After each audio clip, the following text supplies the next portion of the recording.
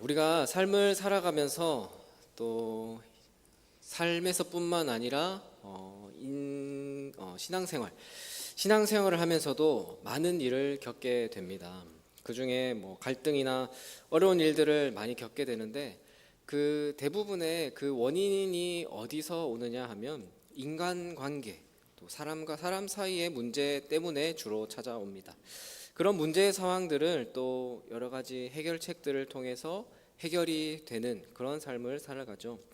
마찬가지로 영적으로도 우리의 영혼, 우리 심령도 낙심하고 또 상처받게 되는데, 상처받은 심령이 회복되는 과정을 상처를 치료하는 그 과정, 그 방법에 비유를 해보자면 이런 식으로 표현할 수 있을 것 같아요. 먼저 우리가 위로를 하죠. 위로를 하는데 그 위로는 밴드 정도라고 볼 수 있을 것 같아요. 성도들 간에 서로 위로를 하는데 성도들끼리 서로 아픔에 공감하고 위로하는 방법은 비교적 어렵지 않아요. 살짝 상처난 부위에 밴드를 붙여서 처치하니까 중병은 아니겠죠. 또 서로 어려운 것들을 나누고 위로하다 보면 금방 상처가 아뭅니다. 가벼워요.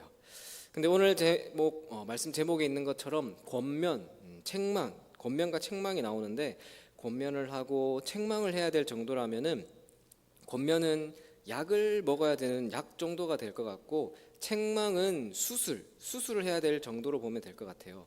자, 위로는 가볍게 밴드 바르듯이 치료하면 되니까 가볍게 편하게 생각할 수 있는데, 권면이나 책망은 듣기에 좀 불편해서 껄끄러워하고 그 과정 안 하겠다, 받아들이지 않겠다, 그러면 그 상처는 결코 쉽게 아물지 않을 거고요. 또 그런 처치를 받아들이지 않는다면은 결코 바른 신앙, 바른 공동체로 회복되어지고 세워질 수 없을 것입니다. 말씀을 받는 우리에게 더욱 겸손한 마음과 태도가 필요한 이유가 바로 여기에 있습니다. 오늘 말씀을 함께 살펴볼 텐데요. 오늘 말씀은 디도서 말씀입니다. 디도서 말씀은 사도 바울이 자기의 아들과도 같은 제자 디도에게 쓴 편지인데요. 그레데 섬에서 함께 사역을 하다가 바울이 먼저 떠나면서 그곳에서 계속해서 남아서 사역하게 될 디도에게 하는 권면이 담긴 말씀입니다. 목회서신이라고도 하는데, 목회서신은 디모데에게도 편지를 썼거든요. 디모데 전후서와 함께 디도서를 목회서신이라고 하는데, 디도에게도 목회적으로 복음에 대해서 권면하고 또 위로하고 있는 말씀입니다. 자, 그러면 오늘 이 디도서 말씀을 통해서 우리에게는 또 어떤 말씀을 주시는지 우리 질문과 함께 살펴보도록 하겠습니다. 자, 1번을 보시면 바울은 나이와 성별, 사회적 지위를 따라 지켜야 할 도리를 교훈합니다. 1번을 보시면 적절한 교훈을 주기 위해 바울이 언급한 집단은 누구입니까? 라고 하죠. 좀 말씀이 길어서 보시면은 표시한 부분만 보시면은 늙은 남자, 또 늙은 여자, 젊은 여자, 또 젊은 남자, 또 다음 구절 9절에서 6절에서 젊은 남자가 나오고, 또 10절에는 종도 나오죠. 9절에 종도 나오죠. 이렇게 여러 대상들에게 해요. 적실한 교훈을 주기 위해 바울이 언급한 집단, 어떤 집단들을 예를 들어서 얘기하냐면 이 집단들에게 이렇게 가르쳐라 라고 하는 내용인데, 늙은 남자, 늙은 여자, 젊은 남자, 종, 이렇게 나오고 있습니다. 자, 남녀노소를 막론하고 그리스도인답게 살아가기 위해 필요한 공통된 신앙의 원리들이 다 있다라는 겁니다. 그렇지만 나이에 따라서 또 형편에 따라서 그 나이와 상황에 따라 또 그 때에 맞게 더 신경 써야 될 부분이 있습니다. 모든 그리스도인들을 향해서 모두가, 이 자리에 있는 모두가 우리는 이러이러해야 된다, 다 똑같이 해야 된다라는 게 아니라 그 나이와 상황 또 환경에 따라 조금은 더 구체적으로 권면을 하는 것입니다. 왜냐면요, 마귀는 이제 공격을 하지 않습니까? 마귀 공격은 아무나 받으라 하고 무작위적으로 하지 않아요. 아무나 걸려라 라고 무작위로 그냥 유혹하는 것이 아니라 특정한 사람에게 특정 부분 약한 곳을 교묘하게 파고들어서 유혹을 합니다. 그래서 걸려 넘어지게 하죠. 창세기에서 아담과 하와를 보시면 아담이 선악과 선악을 알게 하는 그 나무의 열매를 따먹게 되는데 그 죄를 짓게 되는 그렇게 하게 되는 계기가 무엇이었습니까? 아담에게 직접적으로 하지 않았어요. 하와를 통해서 좀 약한 부분이라고 할 수 있는 하와를 통해서 넘어지게 한 것이죠.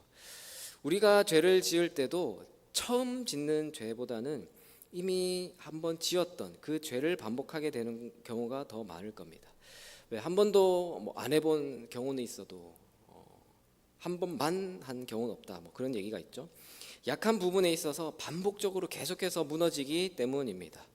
영적으로도 영적 전쟁에서 우리 각각의 상황과 형편, 성향에 따라 약점을 잘 파악하는 지혜가 필요하고 중요하다라는 의미에서 우리에게 이렇게 말씀을 주고 있습니다.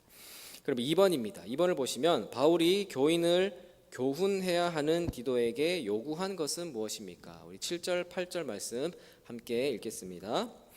범사에 내 자신이 선한 일에 본을 보이며 교훈에 부패하지 아니함과 단정함과 책망할 것이 없는 바른 말을 하게 하라.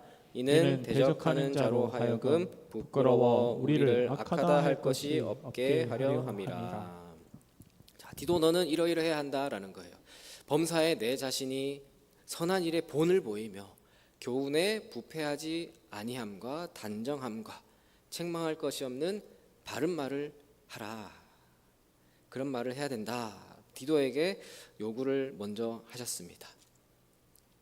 가르치는 자의 가장 우선되는 덕목은 자신이 가르치는 사람 그 자신이 그 가르치는 내용을 가르치는 바를 먼저 실천해야 합니다.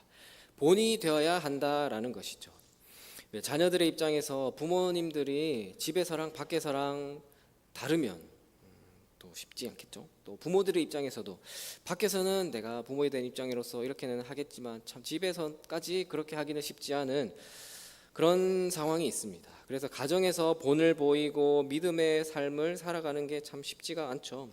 그러니까 가정에서 부모님은 하지 않는데 자녀에게 하라라고 시키면 그 자녀가 쉽게 말 잘 듣지 않잖아요. 또 교회에서도 누군가를 우리가 가르치는 입장에서 이러이러할 때는 우리가 기도해야 됩니다라고는 하지만 먼저 기도를 하지 않는다면 그런 공동체는 바로 설 수 없을 겁니다. 그럼에도 우리가 가르치는 삶을 살아야 되는데 그 가르침이 먹힌다고 할까요? 그 가르침이 통하는 유일한 방법이 뭐냐면 본이 되는 거다라는 겁니다. 본. 먼저 본이 되어서 말씀대로 살아간다면 특별하게 가르치지 않아도 말하지 않아도 가르치게 되는 능력이 있다라는 겁니다. 참 쉽지 않죠. 쉽지 않은 것 압니다. 그러니까 우리가 말씀대로 살아야 하고 그렇게 애를 써야 하는 것입니다. 3번입니다. 3번 보시면 교회 구성원이 각자 자리에서 바른 교훈을 따라 살 때 나타나는 결과는 무엇입니까? 또 5절, 8절, 10절의 내용인데요. 여기 말씀에서도 표시된 부분만 보시면 하나님의 말씀이 비방을 받지 않게 되고요. 또 대적하는 자들이 스스로 부끄러워서 우리에게 악하다 할 것을 찾지 못하고 하나님의 교훈이 빛나게 될 것입니다. 그러니까 우리가 그 하나님 말씀에 따라 가르침을 따라 바른 교훈을 따라 살 때 어떻게 되냐면 하나님의 말씀이 비방을 받지 않게 될 거고 대적하는 자들이 스스로 부끄러워서 우리에게 악하다라고 할 것을 찾지 못하게 될 거고 하나님의 교훈이 빛나게 될 거다라는 것입니다. 예수가 싫은 게 아니라 예수 믿는 사람이 싫다라는 말이 있죠. 예수님이 싫지 않다. 예수님이 미운 게 아니라 교회 다니는 그 사람, 예수님 믿는다고 하는 사람들이 믿는 사람답지 않기 때문에 싫어하는 사람들이 많이 있습니다. 물론 예수님의 말씀대로 산다고 해서 그렇다고 예수님의 말씀으로 산다고 해서도 사람들이 다 좋아할지도 않을 것이죠.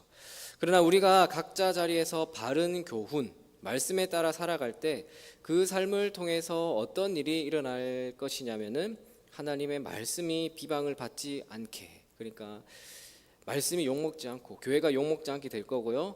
대적하는 자들이 스스로 부끄러워서 그 사람들이 보기에 스스로 부족한 걸 보고서 우리가 참 부족하구나, 저기 악하다고 욕할 게 못 되구나, 욕할 거리가 없게 될 거고요. 하나님의 교훈, 말씀이 빛나게 드러나게 될 것이다 라는 말씀입니다. 자, 그러면 나눔 1번, 2번도 우리 함께 읽어보겠습니다. 나눔 1번입니다. 모든 성도는 바른 교훈을 따라 거룩하게 살아야 하지만 처한 조건과 형편에 따라 경계해야 하는 유혹과 힘써야 하는 실천이 다릅니다.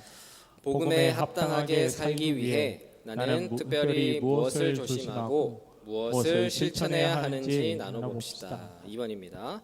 성도가 보이는 복음에 합당한 삶은 말씀에 대한 비방을 잠재우고 하나님의 교훈을 빛나게 합니다. 오늘날 하나님의 말씀이 비방을 받도록 만드는 교회의 부끄러운 모습은 무엇인지, 반대로 하나님의 교훈을 빛나게 하는 아름다운 모습은 무엇인지 이야기해 봅시다. 네, 우리가 말씀대로 살면은 아까 위의 질문처럼 하나님의 말씀이 드러나고 빛이 나게 될 것인데, 우리가 어떤 삶을 통해서 하나님을 드러낼 수 있을지 고민하는 시간이 되었으면 좋겠습니다. 이제 2번입니다. 2번을 보시면, 우리를 구원하는 하나님의 은혜는 선한 일을 열심히 하는 하나님의 백성이 되게 합니다. 이번에 1번, 모든 사람에게 구원을 주시는 하나님의 은혜는 어떤 역할을 합니까? 자, 우리 12절 13절 말씀만 함께 읽어보겠습니다. 12절 13절입니다. 우리를 양육하시되 경건하지 않은 것과 이 세상 정욕을 다 버리고 신중함과 의로움과 경건함으로 이 세상에 살고 복스러운 소망과 우리의 크신 하나님 구주 예수 그리스도의 영광이 나타나심을 기다리게 하셨으니. 네, 하나님의 은혜가 어떤 역할을 하냐? 우리에게 양육하시되 가르치시는데 경건하지 않은 것과 이 세상적인 것들을 다 버리고 신중함이라고 하는, 신중함은 이제 절제할 수 있는, 그 절제하고 또 의롭고 경건하게 이 세상을 살도록 가르쳐 주시고요. 복스러운 소망은 복된 소망이죠. 복된 소망과 그리스도의 영광이 나타나심을 기다리게 합니다. 영광이 나타나심이 기다리게 한다라는 것은 이제 주님이 다시 오심을, 그 부활 소망을 갖게 해 주신다라는 겁니다. 자, 여기서 우리가 알 수 있는 게 뭐냐면, 하나님의 은혜가 이렇게 역할을 하는데 크게 두 가지인데, 첫 번째는 뭐냐면 성화예요. 성화. 12절의 말씀처럼 경건함으로 이 세상에 살고, 경건함으로, 그러니까 우리가 거룩한 모습으로, 성화된 모습으로 날마다 주님 앞에 변화되고 거룩한 모습으로 살 수 있도록 그 은혜로 우리에게 그 역할을 해주시고, 또 두 번째는 그리스도의 영광이 나타나심을 기다리게 하셨으니, 하늘 소망이라고 그러죠. 천국 소망을 가지게 하십니다. 복스러운 소망이라고 표현하는 예수님이 다시 오실 것이라는 그 복된 소식을 기다리게 하십니다. 또 이어서 2번입니다. 예수 그리스도께서 우리를 대신하여 자신을 주신 목적은 무엇입니까?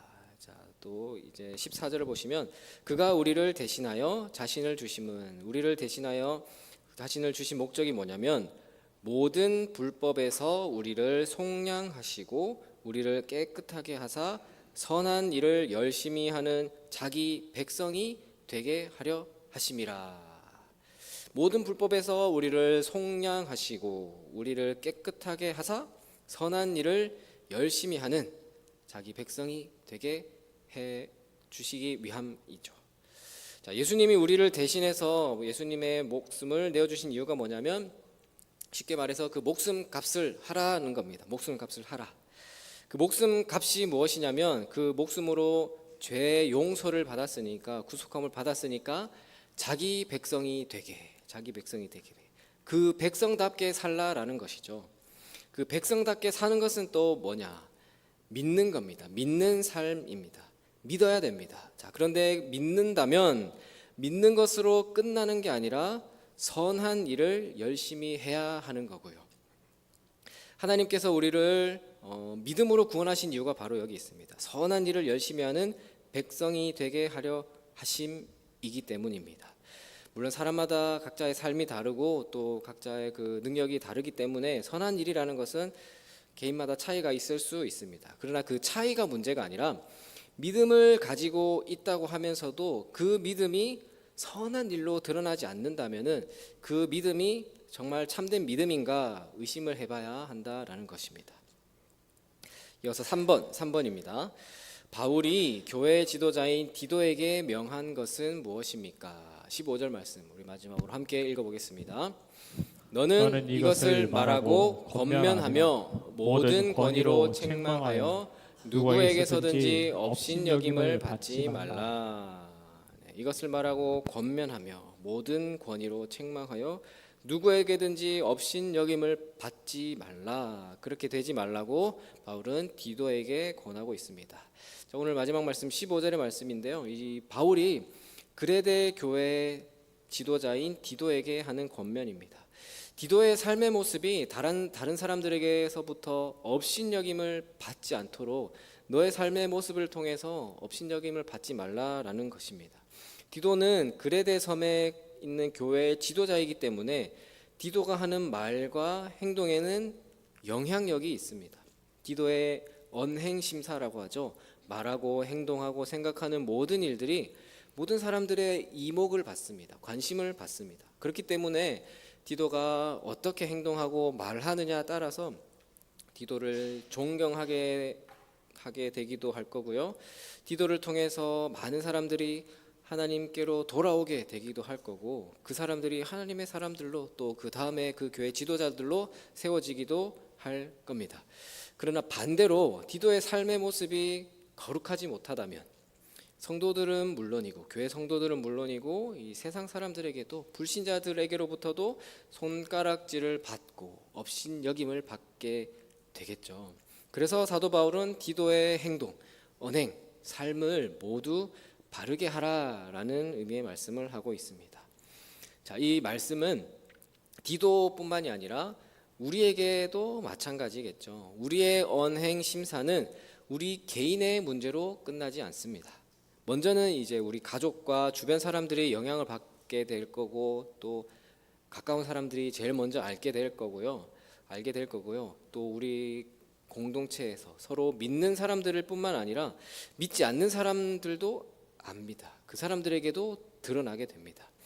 그렇게 돼서 많은 사람들이 우리의 모습을 보면서 업신여긴다면은 헐뜯고 비방하고 손가락질한다면 우리 때문에 하나님의 이름이 가려지고 교회가 욕을 먹게 되는 그런 일이 발생하게 되겠죠. 그래서 저와 여러분은요, 내가 하나님의 백성이라는 책임의식을 가져야 합니다. 그 책임의식을 가지고 살아야 하는 것입니다. 하나님의 백성으로서 교회뿐만 아니라 세상에서도 선한 영향력을 끼치는 삶을 살아야 한다라는 것입니다. 사랑하는 우리 동인교회 성도 여러분, 나의 인격과 나의 삶이 주님을 닮아가고 또 내가 거룩하고 구별된 주님의 백성으로 세워지기를 소망하며 살아가기를 애쓰는 여러분들이 되시기를 바랍니다.